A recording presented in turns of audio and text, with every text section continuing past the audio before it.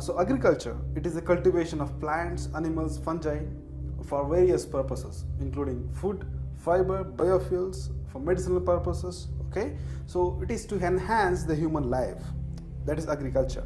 So if you look at the root of the word agriculture, it comes from Latin word. Please remember, it comes from Latin. Agar means field and cultura means cultivation. That is field cultivation, that is agriculture from Latin word. So there are different branches of agriculture. So agriculture is divided into different branches for convenience. So these include agronomy, soil science and agriculture chemistry, horticulture, plant breeding, plant pathology, which deals with the plants diseases, okay, entomology, which deals with insects, agriculture insects. It may be both beneficial and harmful insects. Beneficial insects controls the pests and diseases through natural predation, and harmful insects causes damage to the crops. Okay, so that is insect pest. Agriculture economics, extension education, statistics, seed technology, nematology, plant physiology, forestry, and agriculture biotechnology. So these are the branches of agriculture. So let's decode some of the important terms which are related to agriculture. So sericulture means rearing of silkworms. Okay, silkworms for silk. Okay, so there are 4 different types of silkworms. These include 4 different types of sericulture. It includes muga, tassar, eri, and sericulture. Okay, silkworms. Mulberry. Okay, so these are the 4. Olericulture includes vegetable cultivation. Cultivation of vegetable crops is called olericulture. Please remember from previous point. Viticulture means growing of grapes. So production technology of grapes is called viticulture. Apiculture means honeybees, cultivation of honeybees for honey. Okay, floriculture, as the name itself indicates, it is the cultivation of flowering plants and ornamental plants. So another important term, arboriculture. It is important from prelims point of view. So it is the cultivation, management and study of trees, shrubs and vines and other perennial woody plants. So it is the science of growing perennial woody plants, individual trees in gardens and other areas. Pomology, it is the study of fruits, cultivation of fruits. It includes cultivation, production, harvest and post-harvest technology of fruits. Aeroponics, so it is a type of agriculture where plants are grown without soil, in air or mist, without using soil as aggregate medium. So we can grow crops without soil if we provide sufficient moisture to the roots. Okay, that is aeroponics.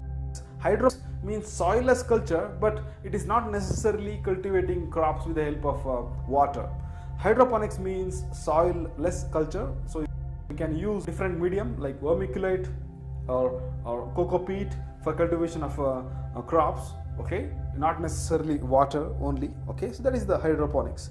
Agronomy. So agronomy is an important branch of agriculture along with horticulture, sericulture and others. So agronomy, it is science and technology of producing plants for food, fuel, fiber and land reclamation. Okay, so it is the major branch of agriculture which deals with cultivation of field crops, millets, coarse millets, oil seeds and others. Okay, so agriculture extension, please remember, you need to know about the definition. So agriculture extension, it is the means to educate farmers. Okay, it is the farmers education means to provide knowledge about cultivation of crops in a non-formal way. Okay, so here first the farmers learn the practicals, then the teacher goes to theory. Okay, in conventional classes we teach first theory and then practical. So in agriculture extension, first practical is taught and then the theory, in order to create interest for the farmers. Okay, so it is farmer education, agriculture education. So extension now encompasses wide range of communication and learning activities organized for rural people. So that is the issue. Permaculture, it has been asked in the mains in 2013 it seems. So permaculture means permanent agriculture. So it is means for sustainable agriculture. Okay, permanent agriculture. So permaculture comes from the words permanent agriculture, so permaculture, and it is about living lightly on the planet, okay, so to put less burden on the natural resources of the earth and making sure that we can sustain human activities for many generations to come, that is to conserve the resources for the future generation without compromising the livelihood of the present generation, okay. So that is permanent agriculture, permaculture. It is not about everything staying the same. It is about stability, it is about deepening the soil and cleaning water, thriving communities in self-reliant regions. So that is permaculture. Organic agriculture is one of the important components of permaculture. It is not the whole thing, okay. So now let's discuss organic farming. So it is an integrated farming system. It does not use the chemical pesticides, synthetic fertilizers, genetically modified organisms and growth hormones. Instead, it uses organic products for manures, for control of crop pest, control of diseases, and also it uses cultural means like hand weeding, crop rotation, okay, and attraction of natural enemies and others, okay. That is organic farming. Extensive farming, so it is the cultivation of crops on a large piece of land with less labors and inputs, okay. So field crops are the extensive crops.